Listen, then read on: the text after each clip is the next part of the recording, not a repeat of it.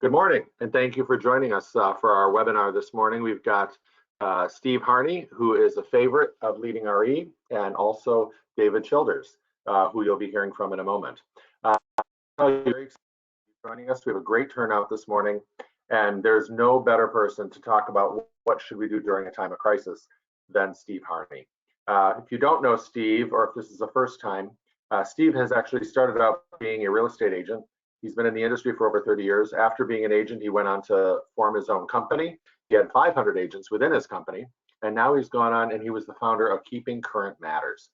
We've been working with him for over a decade, and I bring that up because my first introduction to Steve was when times were tough back in 2008, 2009. And I have to say, there is no better person to help us through a crisis than Steve Harney.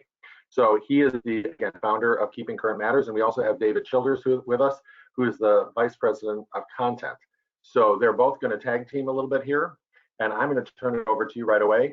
We may have some time for questions, but we're going to hold those questions until the end of the presentation. So you can use the question box. Again, I apologize if we don't have time for all the questions, but we really want to hear what Steve has to say. So with that, Steve and David, thank you so much for being here. You're great friends to Leading RE, and I'll let you take it away. Hi, everybody. This is Steve Harney. I just wanted to let you guys know that for those who don't know me, hi, I'm Steve. For those who do know me, you know that many of you, we stood side by side helping families all across the country get through the crisis of 2008, and what happened after that. And I just want you to know that we're here, KCM is here again, to help you through that situation in any way we possibly can. I want to make sure that everyone understands that I'm not dismissing the health crisis that's in this country at this moment. I'm a New Yorker. I grew up in New York. My family, many of my friends are still in New York. I understand the severity of what's happening right now. However, the other thing I know that there is no one, absolutely no one on this call, in all probability anyway, that is going to come up with a vaccine for the coronavirus, nor is there anyone in this call in all probability going to come up with the right treatment for it. So that crisis, I'm going to leave alone during this presentation. Again, not dismiss it, but not address it to any great degree. Because I want to talk about the other crisis, and that's the financial crisis that the country is in right now. And it's extremely important that we understand that the only group of people that are going to be able to help the economy once we do get this virus under control is the group of realtors in this country.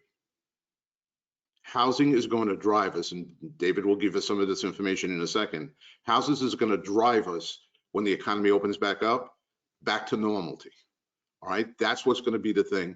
And I'm honored today to be talking to the best realtors and the best real estate companies in the world. All right, that's extremely important that we understand our responsibility to that. Again, not dismissing it, but we have a responsibility. And that's the way this presentation is going to be gone through as we proceed forward.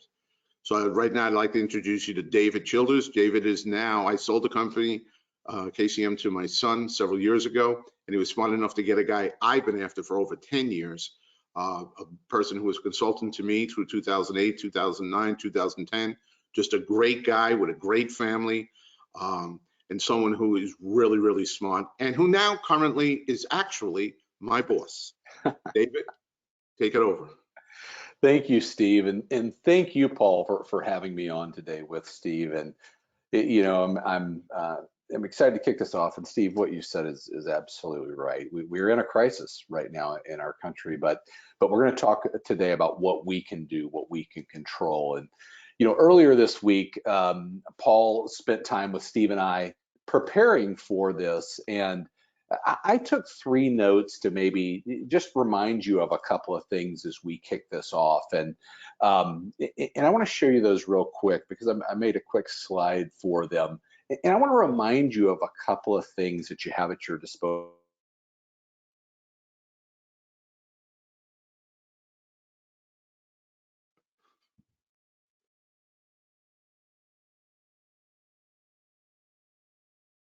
Always telling us. I don't know if people, go ahead, David. You froze there for a second.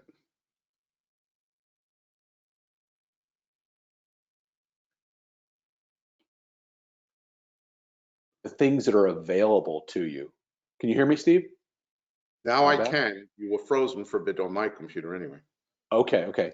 And I made these notes of just reminders of paying attention and being in the Institute, and the fact that that's free this month, an opportunity to learn more, the opportunity to familiarize yourself with all the marketing materials at access.leadingre.com, the tools that have been built for you, and continuing to take advantage of webinars like this, resources that are being given to you by Leading RE. And when Paul and Steve and I were talking earlier this week, and really his glowing review of Kate and Jessica and all the work their teams have put in, regional teams have put into resourcing you right now during this time, so that we're able to give the best advice possible. And that's our goal today, is to give you the best advice that you can share with buyers and sellers, people that you're working with. And so with that as kind of a backdrop, we're going to record this session. It'll be accessible after the fact. We're going to get Paul the slides of this session, and we're going to kind of kick off, Steve, as I hand it back to you with the questions that are out in the market today. And if we look at those, we'll kind of start here with the 5 questions that we've built today's presentation on, Steve. Okay, and let's go over those questions. When is the economy going to recover? Are we going into a recession? Is this going to be like 2008 all over again? What about all the job losses that hit 20 million this morning? And what should I do right now? So, ladies and gentlemen, let's start with number 1. When is the economy going? And leave it right here for a second. There are going to be some people on this call that think we're too optimistic. As a matter of fact, there are probably some people on this call that have already heard us in some other venue that said, well, I think Steve might be a little bit too crazy right now on the positive side. And some people might think I'm a little bit too negative. I want you to understand there is no such thing as good news or bad news. There's just the news, and that's what I'm going to report to you. Does the news tell us that it's not as bad as most people think? Yeah, and I'll prove that to you right now with as much information as I can possibly give you to prove the point. But understand, I'm not trying to be a Pollyanna here. That's not my goal. My goal is to give you the best advice I possibly can at the moment. Will it be perfect advice? Absolutely not. There's no such thing. If you went to the doctor with cancer, he couldn't give you, or she couldn't give you perfect advice. They would tell you this is what it is, this is what the studies have shown, this is what the medication or the treatments that we should be going through. And then they go on a path with you down, and as things change a little bit in your condition, they'll change along with it.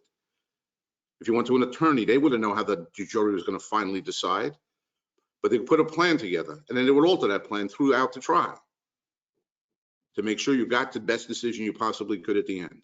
That's what we're going to do here. We're not trying to give you perfect advice, nor should you tell your clients this is perfect advice. We're giving you the best advice available at this moment in time. And we kind of back it up with some stats and figures, as you'll see. Let's go, David. Where is the economy going to? When is the economy going to recover? Actually, as of last night, about 6 o'clock, this slide has to be updated because 2 other firms jumped in. But this is Goldman Sachs, JP Morgan, and Morgan Stanley. Together, they handle trillions of dollars of the high net worth customers in the world. And this is the advice they're giving their customers. That in the second quarter, we're in a wild ride right now down. The headlines are going to be horrific. Already they're horrific. All right. And we're going to be in a slide down. Buckle in, ladies and gentlemen. Keep your arms inside the car because there's a wild ride down. And if you have a helmet, put it on. But don't be concerned about the ride down, because when it happens, once we hit the bottom, once they figure out how to get this coronavirus controlled, we're going to spike right back up again. It's like a tennis ball being thrown to the ground. Back in 2008, the tennis ball was a dead tennis ball. It hit the ground and just laid there and rolled away. This is not that case, and David will prove that to you later. But I want you to know that the best financial minds in the world think that this is what's going to take place. We're going to hit bottom, we're going to come back up. Will it be a slower recovery as far as us learning socially how to deal with it? Yeah. But it's not like we're going to lose it. We're not a restaurant, ladies and gentlemen. We will not lose a piece of business. In a restaurant, we eat breakfast, lunch, and dinner every day now in our homes. Restaurants lost all that business. People thinking about buying or selling a home, they're not going to now decide not to buy and sell a home, the vast majority of them. But what we have to prepare for is when this thing gets under control and we don't have one or two hands tied behind our back, which some of us do in different parts of the country right now. Once the market totally opens up, we're going to have a wave of business that we have to get ourselves prepared for, because it is going to come back, and it's going to be sometime this year, and we'll go through the jobs numbers and everything as we go through this.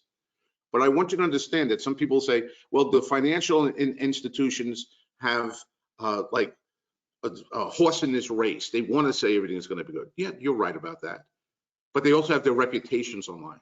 So when agents tell me, well, I'm afraid to say good news because my reputation is online. If it happens, it doesn't take place. Ladies and gentlemen, Goldman Sachs, JP Morgan, Morgan Stanley, and now Merrill Lynch, Wells Fargo's investments, and other firms, you know, they're putting their reputations on the line right now, saying this is what's going to happen. And they kind of know what they're doing on that side. But let's go to the science. If you don't believe them, let's go to the science. The Harvard Business Review just put out, it's worth looking back at the history to place the potential impact path of COVID-19 empirically. In fact, V-shaped recoveries monopolized the empirical landscape of prior shocks, including epidemics such as SARS, the H3N2 Hong Kong flu, and the 1958 H2N2 Asian flu, and the 1918 Spanish flu. So Harvard Business Review is saying, hey, you know what? Looking back at the science, looking back at the previous history of pandemics, of recoveries after pandemics, they are V-shaped. And more currently, going to the next slide, David. John Burns Consulting, if you don't know them, they do a lot of consulting for the major developers in this country, residential real estate developers in this country. They just look back at the same type of data. Historical analysis showed us that the pandemics are usually V-shaped. Sharp recessions that recover quickly enough to provide little damage to home prices. And some very cutting edge search engine analysis by our information management team, that's John Burns's team, showed the current slowdown is playing out similarly thus far. So we have the major financial institutions in the world saying it's going to be a V-shape. Then we'll have to define that as time moves on, how much of a V it will be, but it's not going to be a years type of situation. All right. And we have scientific look backs at studies saying that that's exactly what's going to take place. Now, as far as the prices are concerned, well, what will happen with prices? The people we depend on a lot of different people, and some are very nervous about making projections right now, but one isn't. That's Ivy Zelman. Her Z report, which comes out twice a month, it's a very expensive piece to subscribe to, but it's well worth the money for us and maybe for some of you. All right, where she really analyzes the market and gives great guidance to some of the bigger brokers, some of the bigger players in the residential real estate market. All right, this is what she said. This came out less than 10 days ago. Supported by our analysis of home price dynamics through cycles and other periods of economic and housing disruption, we expect home price appreciation to decelerate from current levels in 2020, though easily remain in positive territory year over year, given the beneficial factors of record low inventories and historically low interest rate environment. So what is she saying with this slide right here? Yes, we're going to see a slowdown compared to what we would have thought was going to happen this year, and understand what was happening this year. January and February nationally, we sold more homes in this country in January and February than any January and February in more than a decade. We're in for the greatest year in real estate in more than a decade. And then all of a sudden somebody hit the pause button. For the older people in here, think about a VCR. If for the younger people in here, go and talk to your parents about their VCR. There used to be a box. We didn't have streaming. We didn't have Netflix and the Hulu and all those things. We used to have this box under our television, and we would have to get a cassette like this big and push it into the box that would have the movie on it, and that would play the movie on our television. We'd hit a play button, and the movie would stop playing. Our movie in real estate was playing this year, and then somebody hit the pause button. In 2008, they didn't hit the pause button. Somebody took the VCR and went at it with a hammer and smashed it to pieces. When it was over, we had to put that VCR back together again, and it took us years back in 2008 to do that. That's not this time. Somebody hit the pause button. Eventually, we're going to be able to hit the play button. We don't have to reconstruct anything. We're going to be out and going at that moment in time. Now, what did our actual numbers show? And again, this is the first analysis we know of between pre-COVID-19 and post-COVID-19, meaning how did their projections change? So we can see in the light blue bars that she thought we would have about 4.7% appreciation this year, kind of similar to what we had in 2019. And that in 2021, it was going to go to 3.8%. It was going to level out and be more normal. Well, now she's saying well, things are going to get a little bit crazy. All right, so we're not going to say 4.7%. We're going to leave it at 3% for this year. And then we'll have a little makeup next year. And then going into 2022, she hadn't yet made a projection on 2022. So it can't give you that projection. But what she's now projecting for 2022 is 4.6%. So we're still seeing nice appreciation. The most important thing that you realize with that slide is there's no red bars. Okay, there are no red bars. Now, again, is that really good news? Yes. Is it optimistic? Yeah, I'm feeling pretty good about it. Is it backed by fact? Yes.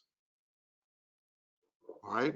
So now let's go and take a look at some of those facts. And I'll let David go to the first thing that you might say, well, maybe we're being a little bit too negative.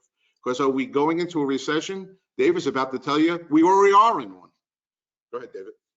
Absolutely. And thanks for that, Steve. And this idea of the pause button and what we're experiencing right now. And in the second question, are we going into a recession? And you just set that up in a perfect way. If we think about recession, the traditional or widely held definition of a recession is 2 consecutive quarters of constricting or negative GDP. On that V-shaped slide, what do we see? Major financial institutions they're saying, yeah, hey, here in the first quarter, we're going to see negative GDP. In the second quarter, we're going to see significant negative GDP. What does that mean in simple terms? A recession is an economic slowdown. And where each one of us live, we can see that happening. We can see restaurants closing. We know airlines are suffering. We know lots of businesses cannot operate because the pause button has been pushed. So I want to start with that as a premise, and really this idea of recession does not equal housing crisis. And talk just a little bit about consumers and where they are at right now, because when people hear the word recession, immediately we think, okay, here comes 2008 all over again. It's right there. So I want to start with a quote from Mark Fleming, who's the chief economist at First American. And he says, many still bear scars from the Great Recession and may expect the housing market to follow a similar trajectory in response to the coronavirus outbreak. But there are distinct differences that indicate the housing market may follow a much different path. And while housing led the recession in 2008 and 2009, this time it may be poised to bring us out of it. So what's he saying? The idea that consumers think today when they hear the word recession, which is heating up and it's going to heat up continually, they think the Great Recession, and rightfully so. Many of us that lived through that in our business, who maybe if you weren't in this business, if you lived through it as a consumer, we remember that. A lot of jobs lost, people lost homes, people were impacted financially. And yet today we deal with an external health crisis where in 2008, our business was literally at the epicenter of the slowdown. And so it's important to keep that in mind as we look at what's happening in the world today. And I want to go to another quote here from Doug Bryan. And he says, with the exception of 2 recessions, being the Great Recession of 2007 to 2009, what we call the housing crash, and the Gulf War recession from 1990 to 1991, no other recessions have impacted the U.S. housing market according to Freddie Mac's Home Price Index data collected from 1975 to 2018. So what's Doug saying here? Freddie Mac, when we look at their data and we go all the way back to 1975 to today, there were 2 recessions that impacted home prices. So I want to show you that visually from another source, because we have Freddie Mac saying this, and we pulled CoreLogic's data on that, and it matches up well. And if you start from the left with 2008, and we know in that year we saw significant depreciation, almost 20% across the country was lost in home values. But when we work our way across and go back, we see that before that and the 4 other recessions, home prices actually appreciated during a recession, and we saw depreciation back in 1991, just like the quote that we started with. And so what we can look at there is clearly recession does not equal housing crisis. Yet when we talk with people, or what people hear, is that, oh, we're heading into a recession. Here goes 2008 all over again. And being able to bring facts and bring this data to the conversation, to be able to share it out in the market, is what we have to do today. To be able to say confidently that recession does not equal housing crisis. And so using this right here is a great visual. You can see it visually and get it immediately. So I want to hop to the next question. And that's the question that Steve set up earlier. And that is this going to be just like 2008, what we just finished talking about? And to do that, what I want to do is I want to go through some differences in the market in 2008 and the market today, and make some comparisons, okay? And look at where we are in a couple of different places. If you're a KCM member on here, or you follow the KCM blog, you've seen us write about this, but this information is what we need to get out in the market. So let's take a look at appreciation. On this slide, what you see on the left side are the 6 years leading up to the housing crash and where appreciation was at across the country. On the right side, you see the 6 years leading up to today and where appreciation has been leading up to right now. And just dramatically, when you look at it, you can see appreciation is much higher leading into the housing crash, at a time where really we would say we had runaway appreciation in our business, and it led to a lot of the issues that we experienced in 2008.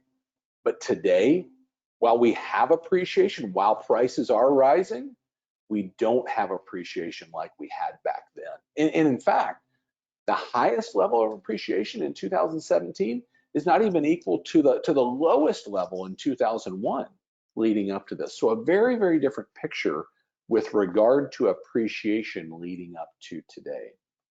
The second thing we want to look at is how easy or how tough is it to get a mortgage today as compared to then. For that, we use the Mortgage Credit Availability Index. And the quick way to think about this is the higher the index, the easier it is to get a loan. The lower the index, the harder it is to get a loan. So what we know, prior to the housing bubble, it was very easy to obtain a mortgage on a home. We made the joke back then, it was hard not to get a mortgage if you were in the business back then. But what do we know happened? When the housing crash came on, this pendulum swing came with regard to guidelines to what it actually took to qualify for a home loan, and made it much, much harder to qualify for a home loan. And that's where you see the drop there. And since then, we've largely maintained that. And standards today are nowhere near where they were, lending standards, nowhere near where they were prior to the housing bubble. And what do you even know today? You can see this is released monthly by the Mortgage Bankers Association. We're seeing a dip even today. And we know that anecdotally across our business that financing guidelines have constricted a little bit. Credit guidelines have constricted a little bit, making it harder for people to qualify for financing. Important thing to look at. The next I want to talk about is inventory. So Steve talked about how we started this year in our business with great numbers. We also started this year, let's remember, with the biggest challenge going into it being the number of homes on the market for people that wanted to buy them. And while we know that is varying from region to region, state to state, and certainly by price point, what we know when we look back at 2008 is we literally had an oversupply of homes on the market. in many cases 10 or 11 months of inventory as compared to a balanced or neutral market at 6 months. And what do we know about today? Coming into this health crisis, we had right at about 3 months of inventory across the country. And so heading into the housing crash, while we had an oversupply that led to a lot of the issues that we faced back then, we literally have an undersupply of homes on the market. We talked about earlier about housing being one of the forces to pull us out of that. And this is where I think that really is applicable. We've done a lot of work at KCM talking about the economic impact one home has to the economy. And we know as we can get back out, as things, like Steve said, as these questions get answered in towns and states and in areas where people can do business and do it more frequently, that business is going to be there. A lot of questions to be answered, but that business will be there. I want to look at one other thing as we get here and look at it from a couple of different views, and that's equity. And this right here represents the total home equity that was cashed out in the 3 years leading up to 2008 and then the 3 years leading up to today. And think about this as cash out refis, okay? So back in 2008, we know the 3 years leading up to then, there was $824 billion that was cashed out as cash out refis across this country. Literally people harvesting equity off of their homes, taking that money and repositioning it maybe into depreciating assets, financing lifestyle, going on vacations, literally doing this, thinking this will never end. Thinking I'm going to use my home almost as an ATM and going forward. And what do we know about today? We know that today, that in the 3 years leading up to this year, $232 billion was cashed out as cash out refinances, a fraction of what we saw leading into 2008. Really speaking to some of the lessons consumers learned during that time and dramatically different decisions being made with regard to home equity. The second piece of home equity that I would point out is what we know right now is that 53.8% of all homes in this country have at least 50% equity. And how do we come up with that number? Well, what we know is that 37% of the homes all across this country are owned free and clear. They don't have a mortgage on them. So the balance of the homes that do have a mortgage on them, 26.7 of those homes have at least 50% equity. And when you do the math, you get the 53.8. Now I'll say this, back in 2008, when we had people literally mortgaged to the top of their availability and the value of their home, and they lost value, they literally at that point owed more on the home than it was worth, and they walked. Today, with the equity that people have in homes, people aren't walking away from 50 or 100,000 or maybe more of equity in their homes. And a dramatically different situation and view based on facts of equity in this country relative to 2008. So Steve, before I turn it back over to you, I want to say one thing. We got a lot of requests and for slides. We're going to give all these slides to Paul so that you have them to be able to get this message out in the market, to use in social media posts, to use in videos that you create, anything that you're doing, and we want you to use those. But what we're trying to do today, Steve, you mentioned it, we want to give you the best advice possible. And what we know, even the employment number, which came out today, this is changing day in, day out. And so I want to put this up here. It's a quick slide. If you want to go on this journey and go to trykcm.com to get the most up-to-date charts, infographics, videos to help you communicate all of this, certainly we want you to come on that with us, because the reality of today is now more than ever, as we say, keeping current matters. And our goal at Keeping Current Matters is to bring you the most up-to-date, best advice that we have from experts day in, day out. So Steve, I'm going to turn it back over to you as we kind of go to the next question. Okay, thank you very much, David. But leave that slide right here for a second. I want you to understand, in order to get David over to our firm, and again, David was the person who's given me a tremendous amount of counsel in 2008, 2009, 2010. When we wanted him to come in here, David made a couple of big requests. He said, if you really want to help people and give them the best advice available, then you need a research team. You need competent people in order to put that stuff together. So now we have, I think it's 3 or 4 MBAs working at KCM, along with the other 25 plus people working to make sure that we're giving the best advice possible and scrutinizing everything.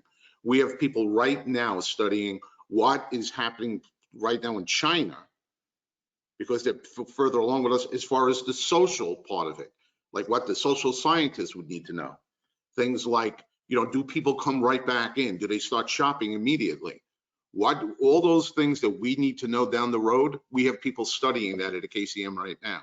And David's done a great job of putting together not only a great research team, but also a great content team to give it to you in ways like the slides he just showed you.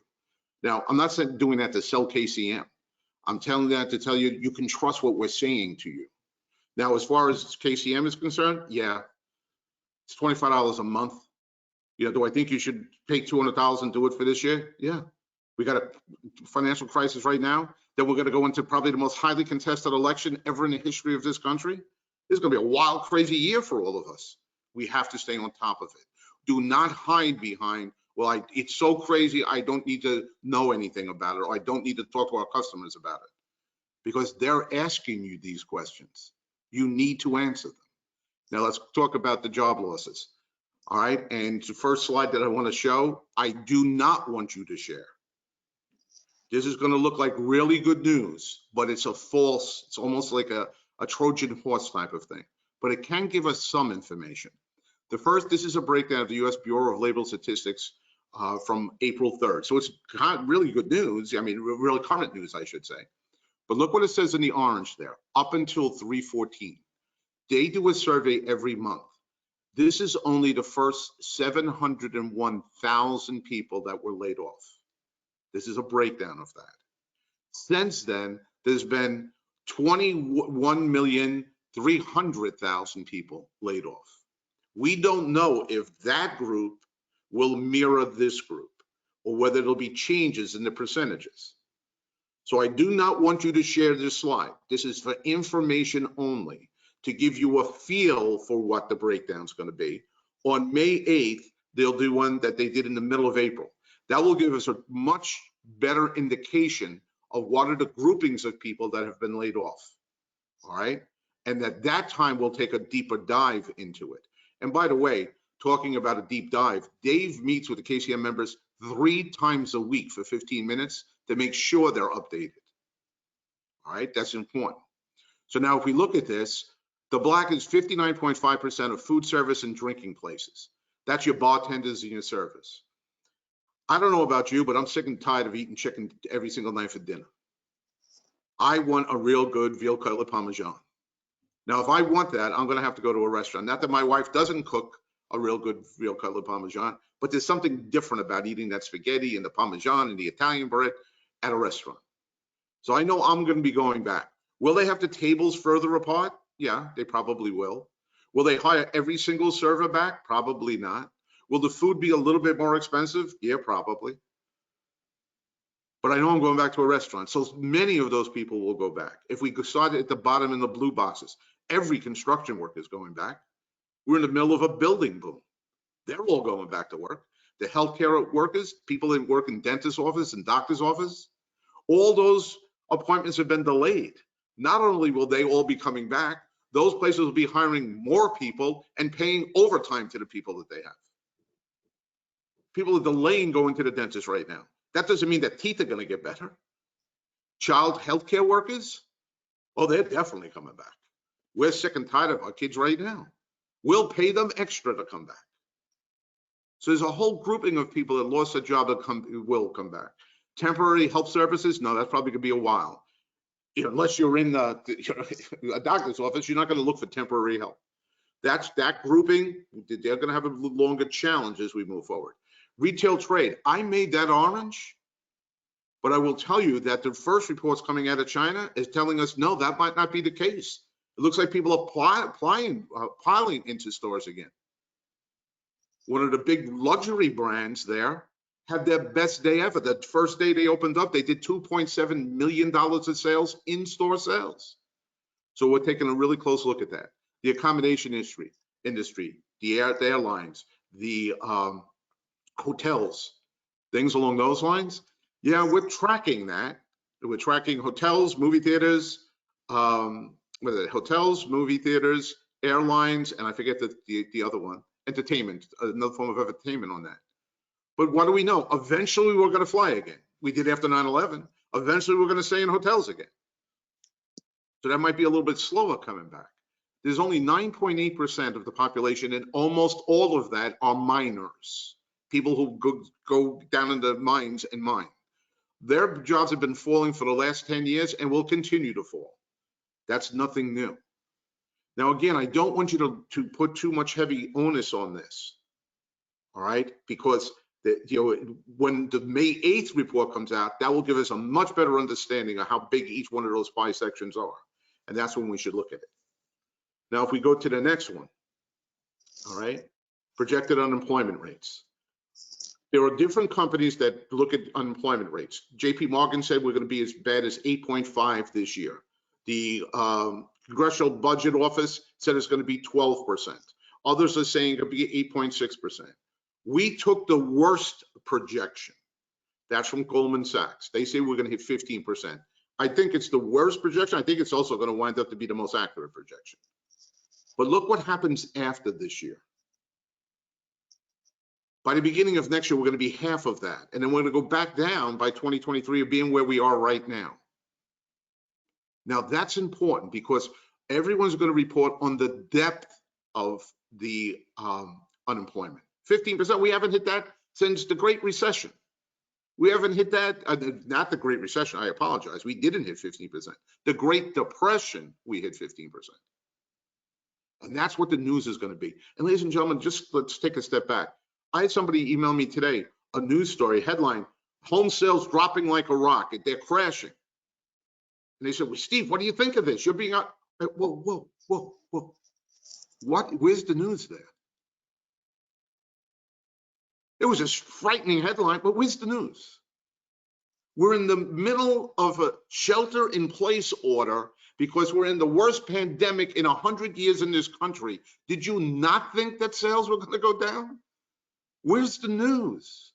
Why are we frightened by a headline telling us what we already know? You know, I'm going to give you 7 words right now. And if you're going to write anything down during this, I want you to write these 7 words down. Calm down, sit down, think, plan, act. Calm down, sit down, think, plan, act. Write them on a piece of paper and stick it over your home desk. And every time you see a bad headline, every time someone says, oh my God, the world is crashing, look up to 7 words. Calm down, sit down, think, plan, act. Educate yourself right now. Stop looking at, every issue of Tiger King, every episode of Tiger King. Stop going to Netflix and looking at the old Sopranos hits. There's time for that, I get that. But this is a time to educate yourself as to what's really taking place in the market. That's what your customers are depending on for you to do, to answer the questions they have. So right now, yes, is unemployment going to dive deep? Yeah. But let's also take a look at the length of the unemployment. And we'll go to that slide in a second. I want you to understand that the projections are, in a second, the projections are, and we just did a graph on this, we didn't get in time to put it here because we did it about 2 o'clock in the morning last night. You know how long it's going to take according to projections for us to get back to normal employment? Within 2 years. You know how long that took in 2007 recession? 9 years. You know how long that took in the Great Depression? 12 years. So there's the depth of the unemployment, and then there's the length of the unemployment. The length is much more damaging to our economy than the depth of it. So now go to the next slide, David. So we can see, we're looking at, like we just showed you, all the way to the right, 15%, 6.8% are the projections, 5 and 4. Let's take a look in the middle, the Great Recession. We had over 7% unemployment in 2008, 2009, 2010, 2011, 2012, 2013. We'd have a couple of years. And let's take a look at the Great Depression. People saying, this is like the Great Depression. No, it's not. Shut up. You don't know what you're talking about. Look at those numbers. Ladies and gentlemen, this is not, it's so funny because some people yell at me because they think I'm too negative, and some people yell at me because they think I'm too positive. I'm like an umpire. I know I'm giving good advice because both teams hate me. But look at the numbers, not my opinion, the numbers. For all those people that keep on saying we should be looking to the science, this is the science. Go to the next slide, David, right now. What should you do right now? And I'm going to quickly go through some of this, David, so stay with me, okay? First thing, next slide. This is what we need to do. We have to remove the panic. Ben Bernanke in 2018, on the 10-year anniversary of the 2008 crash, did studies. Many people did. Warren Buffett came out with the same exact conclusion in his study.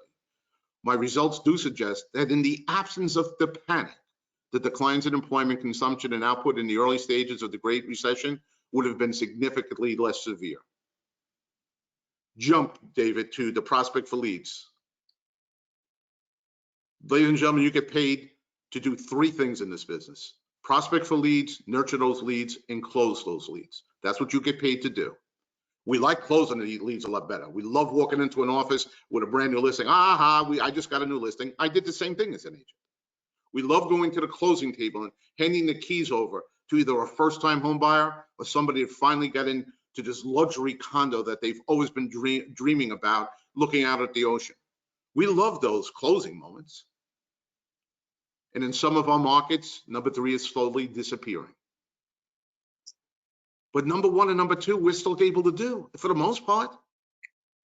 Let's prospect those leads. Let's nurture those leads. When this thing comes back, and whether that's going to be in 90 days from now or 107 days, and Steve, when is exactly going to come back? I'll give you the same answer Dr. Fossey gives you.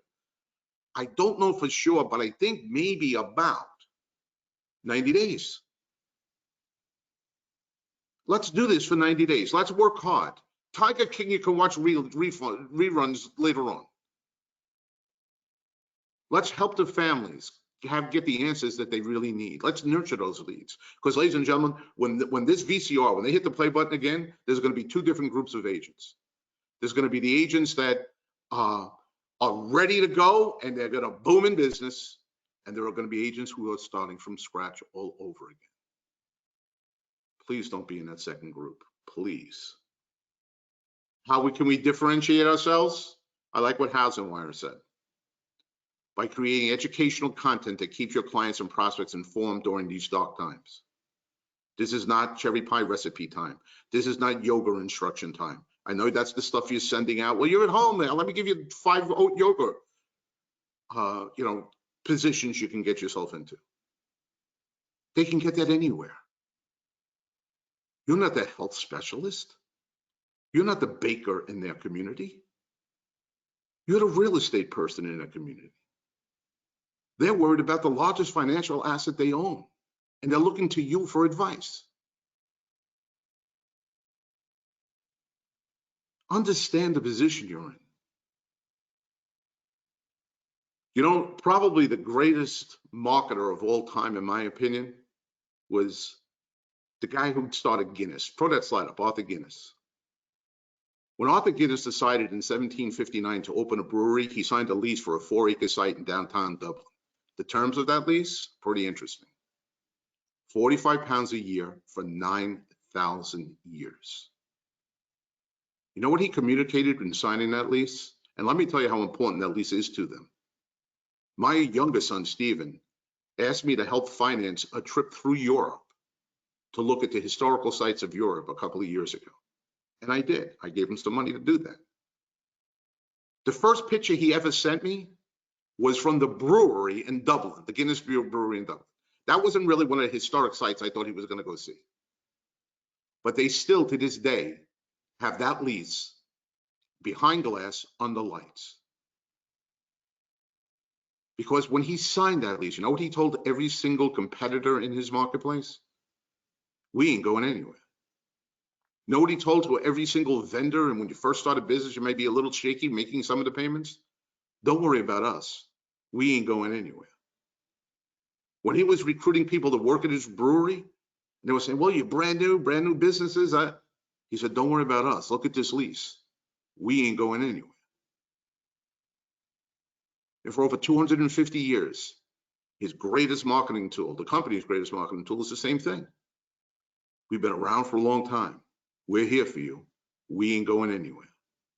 As a matter of fact, their newest ad is a 1-minute ad. Please, when you get the slides, go down there to the bottom and look at it. It's 1 minute. Or you can go ahead right now for the people that have a little like, I gotta do it right now. Go ahead and Google, "We Will Toast Again." It's the greatest 1-minute advertising I've ever seen. Because he talks about, yeah, we have a challenge right now. But then they talk about, but we're going to come back. We're going to help our bartenders and the people in the bars, and someday we're going to meet you in the pub again. But for right now, we can still toast each other in a way we know how to now. And they call for that. Let's have a happy hour on Zoom. But you know how they end that ad? And when the time comes and we all get back together again, we'll be here because we ain't going anywhere. Now bring it to me, David. I want you to understand what you have right now. You belong to the leading organization called the Leading Real Estate Companies of the World. Let's go over that again. The leading real estate companies of the world. The brands that you have are just like Guinness. The greatest iconic leaders of all time in American history when it comes to real estate, their names are on some of your companies. We're talking about Wes Foster and Alan Tate, God rest his soul. We're talking about the Harold Kreis of the world. These are iconic leaders throughout. When they write a book on American real estate, those names and many others on this are going to be at the cover. This is not a company of new people to the market, companies that name their company based on, well, they don't think that people need direction. They don't think that buyers and sellers have good direction, so that's how they name their company. This is not a company of Johnny come lately, that we have this new thing that you don't need realtors and you can sell your house so much easier. Things that we were petrified of 30 days ago.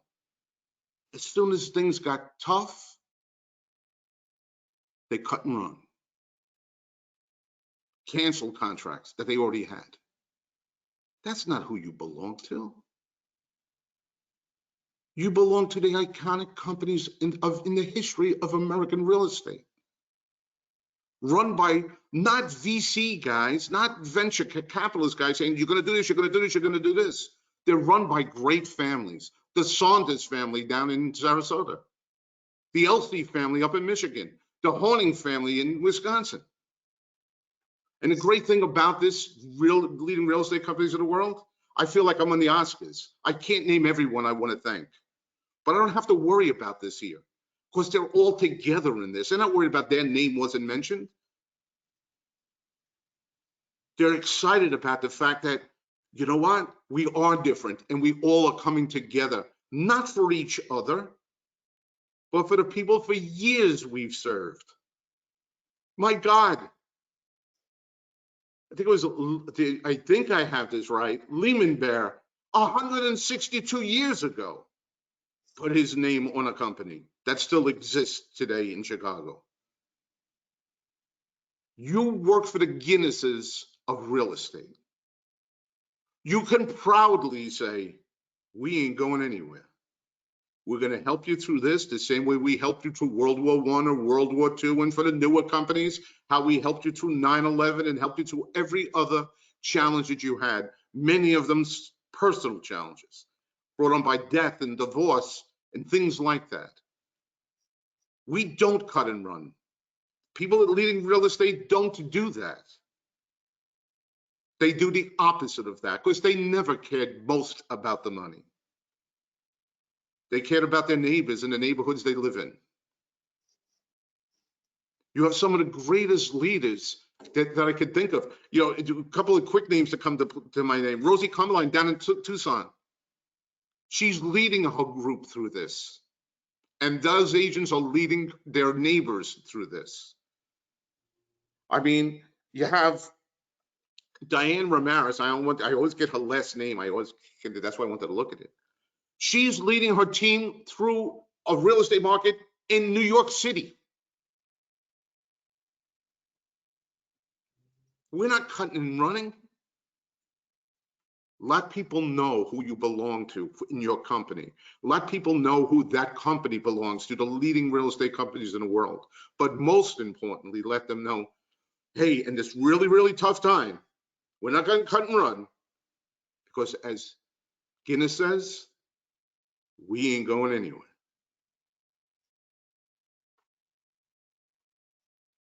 Thank you very much for your time today. Paul, if you want to open up the questions and answers, I'll be more than happy to take whatever time we have left on that.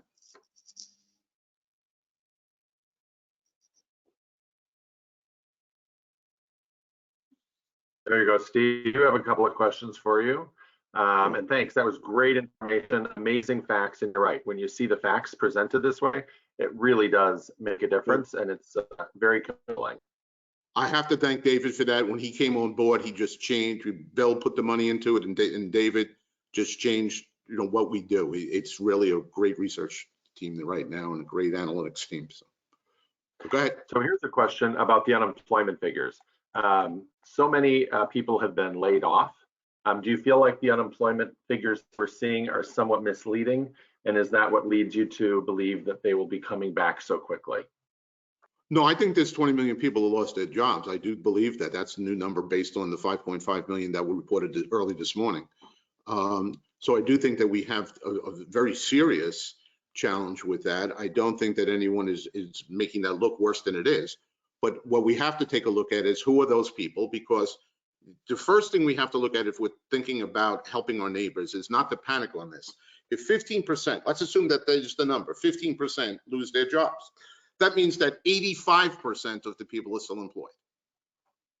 So that's one thing we have to take a look at. The second thing we have to take a look at, the average percentage of income of percentage of income to own a home back in 2007 was 25.4%.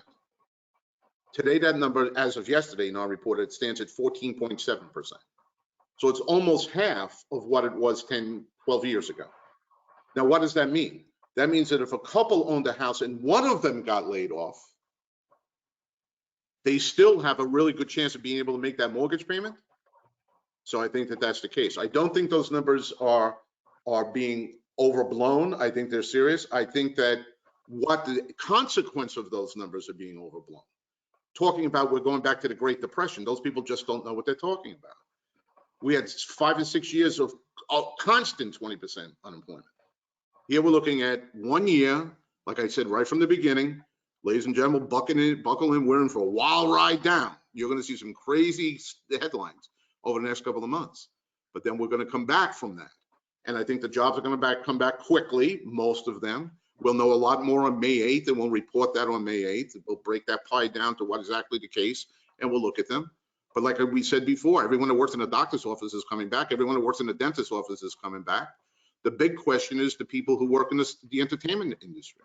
Will we all pile into this fall an NFL stadium? Will we feel comfortable doing that? Now, David, again, is a smart guy. So what are we studying right now at KCM? Social scientists. If you would have told me 12 years ago that I had to become a social scientist to be in KCM, I said, what are you, crazy? But we're studying that data now. How are people going to react to that? What other things are going to take place? So I think that the unemployment is not being overblown, but I think the result of what that unemployment is being overblown. But we'll move forward. And every day that comes in, we get more data, and every day. That's why David now meets with the KCM members every Monday, Wednesday, and Friday. We want them to give the best advice. No one can give perfect advice in situations. But what I want to stop is the people saying it's just like 2008, everyone's going to lose their house. The average amount of equity in a home 37% of the homes don't have a mortgage right now. People learn their lesson. None of those houses are going to foreclosure. The rest of the houses with a mortgage, you know what the average equity in a home right now is? $177,000. That's the average equity in a home. No people are walking away from that house. They'd be walking away from over 100. If prices dropped 50%, they'd still be walking away from $100,000. It's not 2008. So I have to shut those people up that are saying that, because if we don't, remember what Bernanke said, the panic is what caused the challenge, as much as the challenge as what actually happened. All I'm trying to do is not say the challenge isn't there. I'm trying to stop the panic over the challenge. That's great. Well, Steve, we're getting close on time, and I have to say a lot of accolades and thank yous coming in the more of those than the questions. The one question that does remain, and if you weren't with us at the beginning, the slides are going to be posted. Actually, the webinar will be posted as a recording. And for those of you that joined us today, we'll be emailing you a link to that as well as a copy of the slides. So thank you for joining us today. Steve and David, terrific information. You guys always have such great. Oh, and one other question. One of your KCM members has said all this information is going to be available to me too as a KCM member, and I'm sure the answer on that is absolutely. If you have more questions or go to information, they can. And your website is keepingcurrentmatters.com, correct? Yep. Yes. Yep. That's the spot, and it's always being updated. Steve and David, again, thank you so much. Great information. Really appreciate you taking the time to share it with all of the Leading RE members today. Thank you. Thank you.